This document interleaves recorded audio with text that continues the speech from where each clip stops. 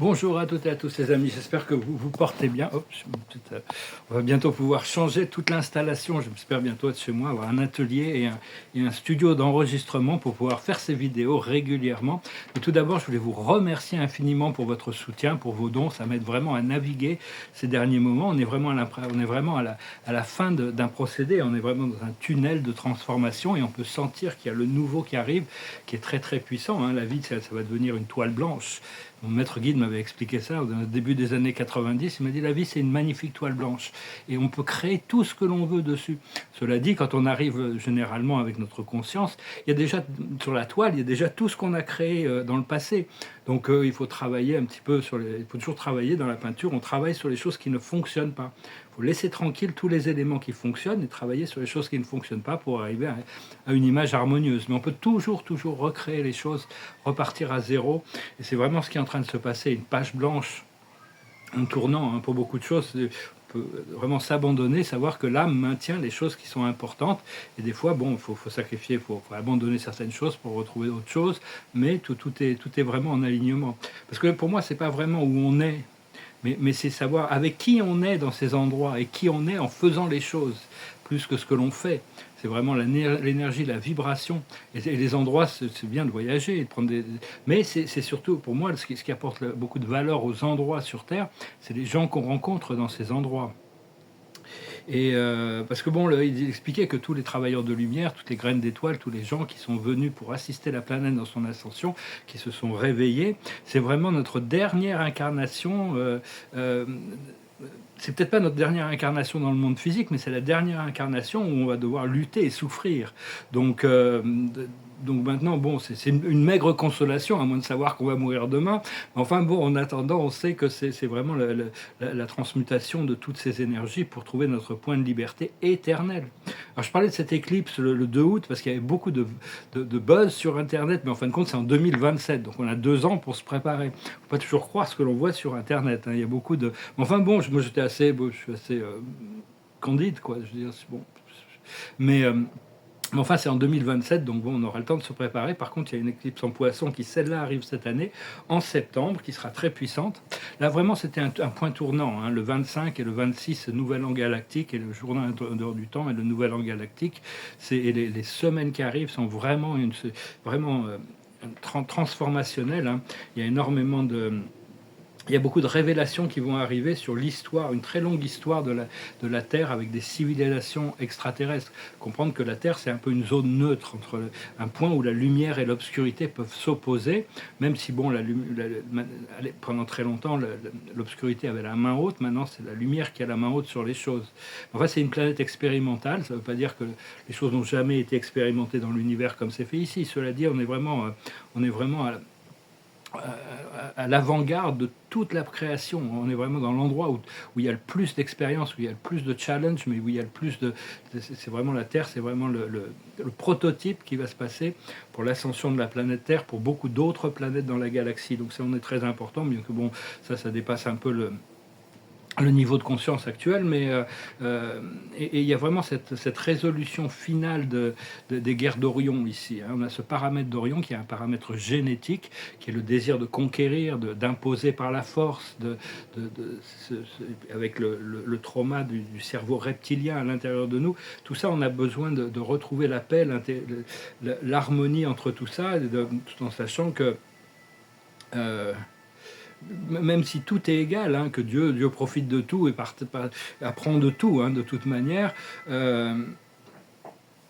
il est quand même conscient, la source, le créateur, la conscience suprême qui coordonne et supervise la vie, est pleinement conscient du niveau de sagesse et de conscience. C'est-à-dire, il n'y a pas de hiérarchie, mais il y en a quand même, parce que Dieu est conscient du plus haut et du plus bas, et de savoir, comment on va pouvoir servir de tous ceux qui servent, qui sont sincères. On a tous la sincérité de vouloir servir le plan divin. On a tous une valeur égale. Seulement, bon, Dieu va nous utiliser par rapport à notre niveau de conscience, par rapport à son plan et qu'est-ce qu'il cherche pour arriver à amener. Parce que c'est grandiose quand même, le projet d'ascension de la planète. Il y a des milliards d'âmes impliquées quand même. Donc on ne peut pas tout savoir. Il faut rester en alignement avec notre cœur, avec notre voix, avec notre intuition. Et comprendre aussi que tout ce qui vient des plans supérieurs, que ça peut venir des galactiques ou de nos guides ou de Dieu ou des archanges, ou peu importe, de notre intuition, ils voient beaucoup plus les choses. Là-haut, il suffit de regarder quelque chose pour avoir toute l'information sur quelque chose, d'avoir un aperçu complet sur les choses. Ça m'est arrivé de me retrouver dans ces positions ces autres dimensions et de voir des choses de là-haut. C'est absolument extraordinaire. C'est complètement...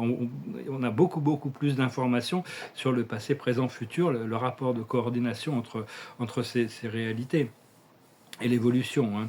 Et donc...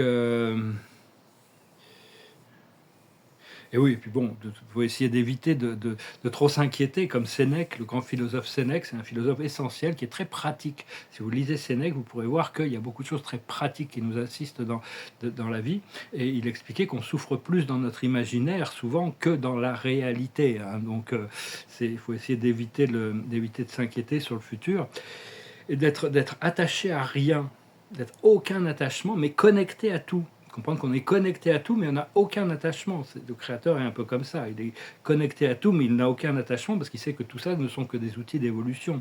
Toutes les expériences, les châteaux de sable qu'on fait ici. Et parce que bon, ce que l'on recherche, c'est avoir...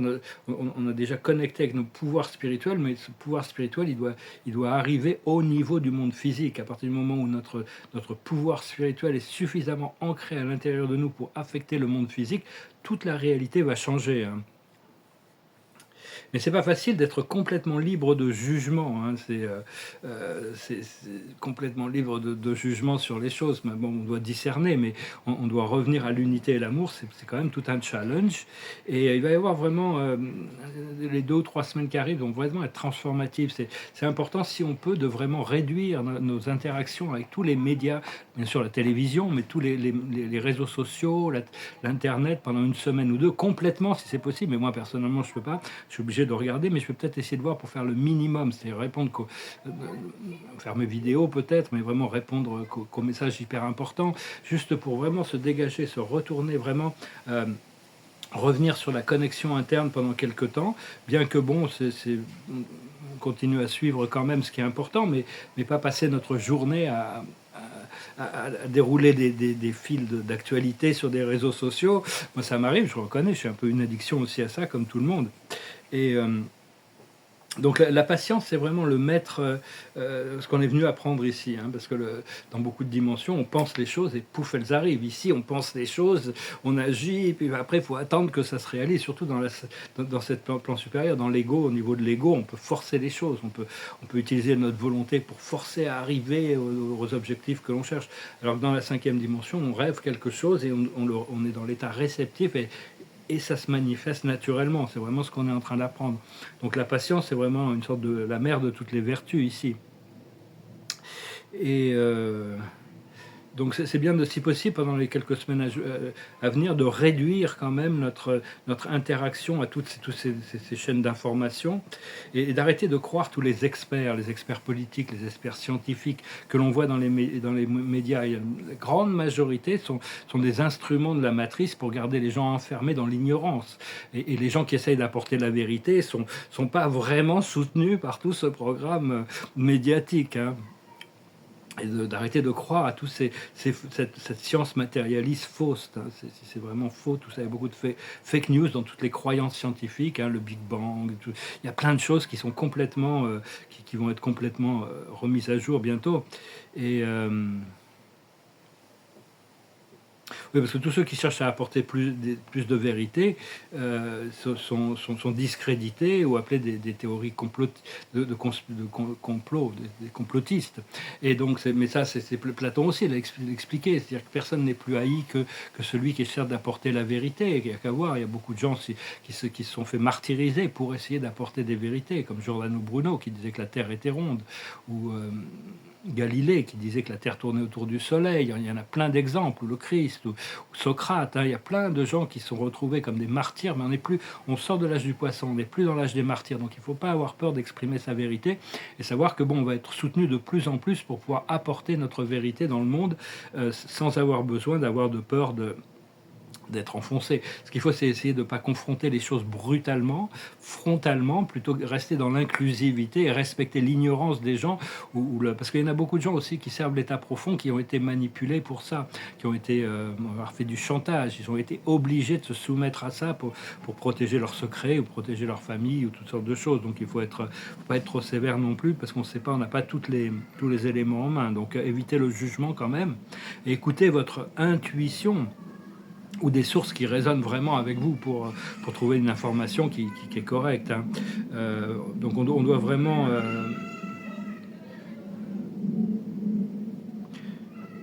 donc on apprend vraiment à discerner les informations aussi sur même les chaînes de canalisation, toutes ces choses-là, hein, tout ce qui est... ou même par rapport au monde invisible.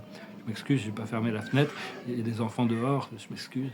C'est pas grave. C'est des enfants. Ils sont un peu. Et même par rapport à ce qui vient à nous dans notre invisible, il peut y avoir des fausses informations dans les boîtes dans les canaux qui communiquent sur des vidéos, sur YouTube ou autre part. Des faux messages canalisés qui sont là pour créer du conflit, des doutes et des polémiques.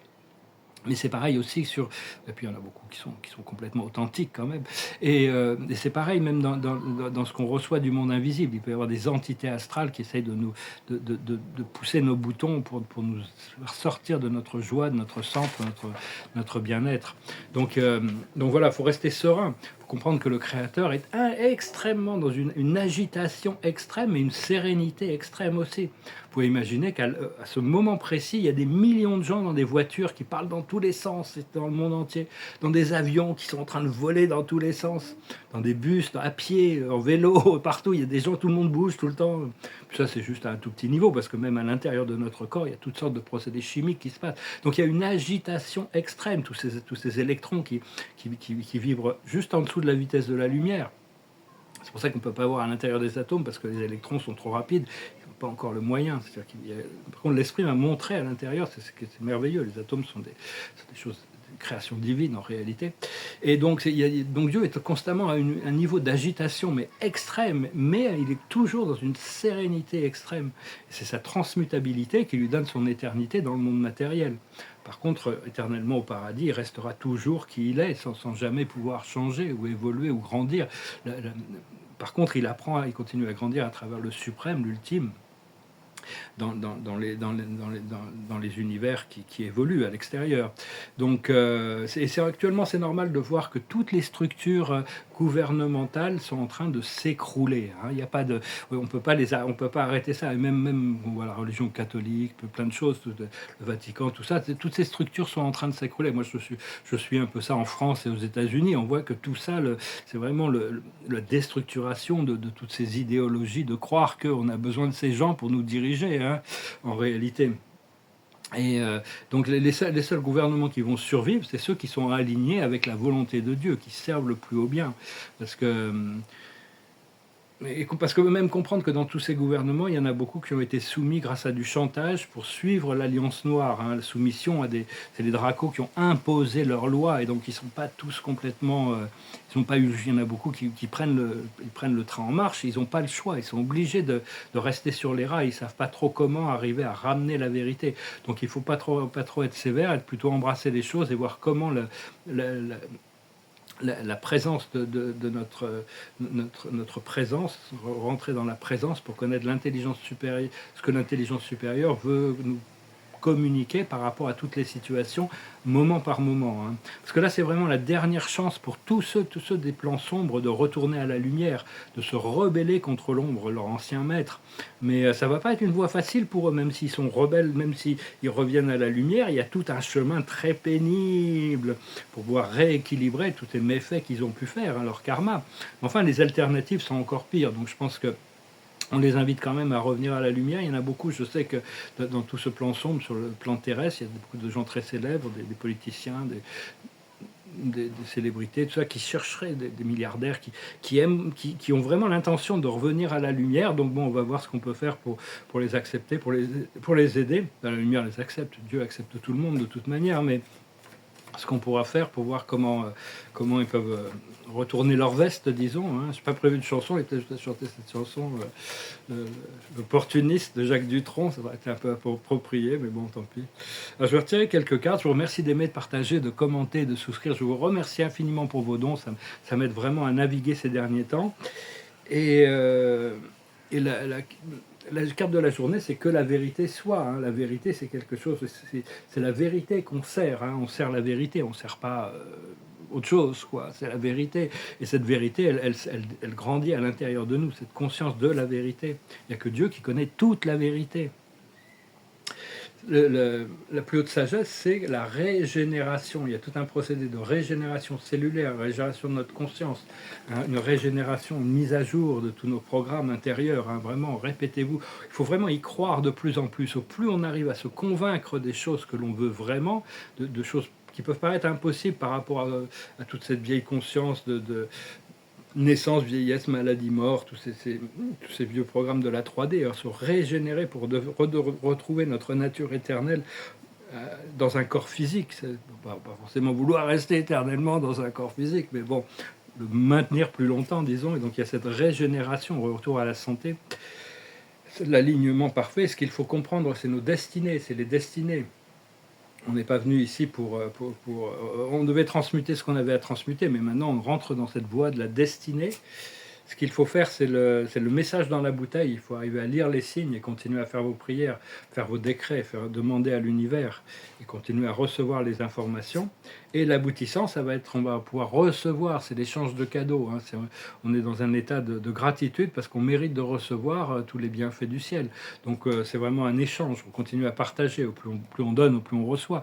Donc il faut que ça soit un échange gracieux, équilibré et que les choses soient...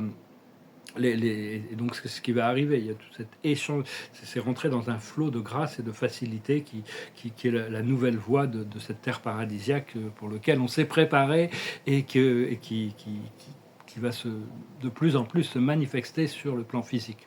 Voilà les amis, je vous remercie pour tout, c'est une excellente journée. Si vous avez des questions, laissez-moi en commentaire et je vous dis à bientôt. Namaste.